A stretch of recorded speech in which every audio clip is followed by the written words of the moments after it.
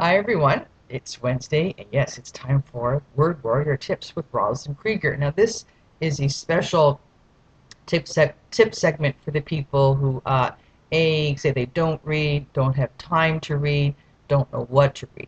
Well, I am the source for you this summer. I put together kind of a sample of what I do with a lot of clients, and it's my hope, my real unabashed hope that you will rethink your decision not to read. When you decide, and it's a decision, when you say you don't have time to read, that means you won't. Not that you can't, you won't. So own that decision.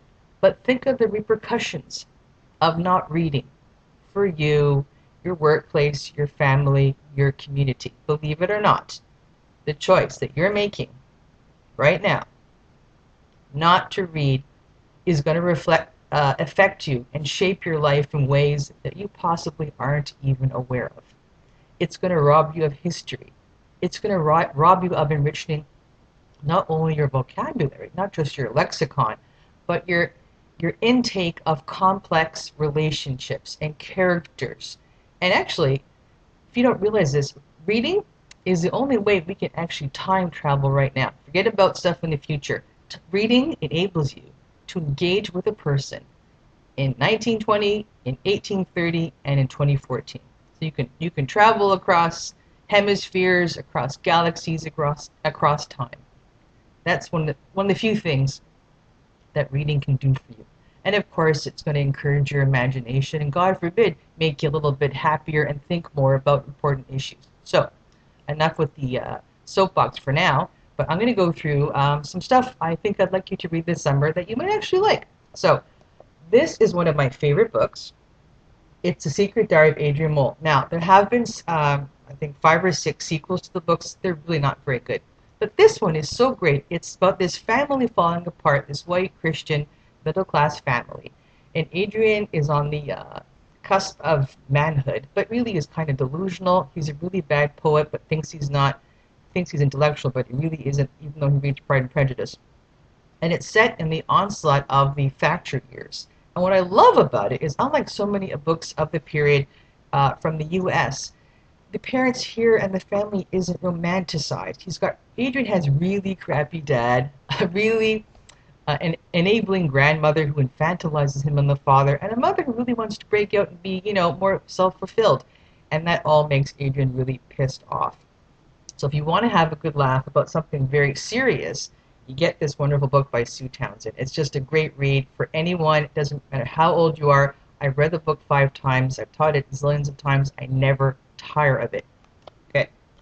Now, for those of you who think reading is a luxury, we talked today about this thing called emotional intelligence. That to me, it sounds like an oxymoron. I don't know what it means. So, if anyone understood the value of reading, is this gentleman right here.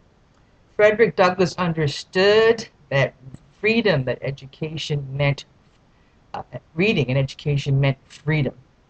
So to tell people that you don't read, and I mean, to you, reading is a luxury because it hasn't been denied you.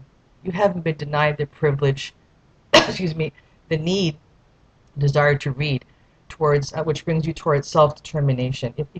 Put down your rocks and stones. This is what will get your ticket out of freedom right here. Walk with your feet, as Douglas said. He continues to be one of my great mentors and inspirations who try and really convince people that reading isn't an option.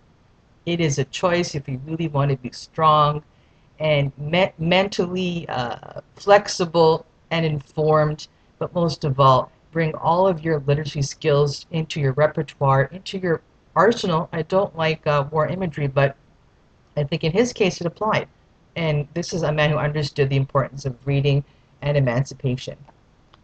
Now, this is a book that never comes on Canadian radars. And because I took a course with Arun Mukherjee at York University, and as an undergrad, this is arguably one of the greatest books written about partition.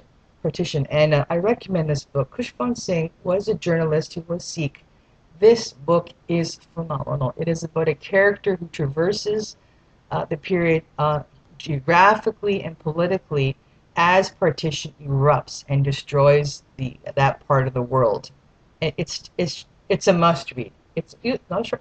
Not a long book, but it's a must read. And I read this book about 6 times willingly. I wasn't forced to actually love this book. And it's a great summer read. Now, of course, a classic. For people who say, people all say, okay, I read, but I don't read fiction. You know what? This is written by a real person. This wasn't processed by a 3D printer. A real person with blood, guts, and tears, and feelings, and history, and an opinion wrote this. So it's not, it's, you can call it fiction, but it was written by a real person with real feelings and real observations about the problems of white supremacy that she understood very well. So don't discount this book because it's called fiction. Okay, so there you go. That's lesson number 1. So fiction rules, okay? Fiction inspires people to do good. This is one of the most important books in my life that taught me about the oppression of black people, how unjust it is. With such depth and eloquence, I cannot recommend this book enough. Now for some Canadian content. It's CanCon, right? I was introduced to this wonderful poet, Robert Priest, by Billy Allen last year at OCAD, and he has this great poem here about the TTC, A Streetcar Named Delay. It's just so appropriate. But, I have to say, though, I love this book even more. A lot of my younger students love this book. It's got great illustrations. Terry Fox, Rosa Parks, Deepa Mehta, and you've got Louis Armstrong, and it's a fantastic, look at this. Great stuff here, great illustrations. This is, what? Kids like poetry more than you give them credit for. Now, if kids like poetry, if they understand how wonderful it is, my question is, why aren't you enjoying poetry? And last but not least, if you're really pressed for time, you don't have any money, okay, you steal stuff, right, like we all do. This is a great story called They're Made Out of Meat. It's a great story I got from East of the Web. Go to East of the Web. It has tons of free short stories that are great, that I share with students all the time. I recommend going there. They're Made Out of Meat is arguably one of the best on it. It's about aliens who meet humans and find us boring and take off. Yeah, ha ha ha. So it's really great. And last but not least, also free stuff. There's arguably the best website for free poetry that isn't full of like those weight reduction, where they squeeze the tummy, that kind of thing. It's called poets.org. Poets.org has wonderful stuff. Gives you a bio of your favorite poet, and then you got the poem down here. So what I do is I make a sheet out of it and use it as a lesson, and you know what? They're so fantastic. And what's great about Emily Dickinson in particular is that she writes so economically. For those of you on the go who are so pressed, I'm so busy, I can't read. You know what? Yeah, you can, because Dickinson stuff is so short. So that's Rosalind Krieger with today's tips about great summer reads, why I want you to read, why you need to read. Your community, your family, the world needs you to read more great stuff critically and imbibe it and share it and build a better world. At the end of the day, reading is about social justice and entertainment and making this world a less violent place.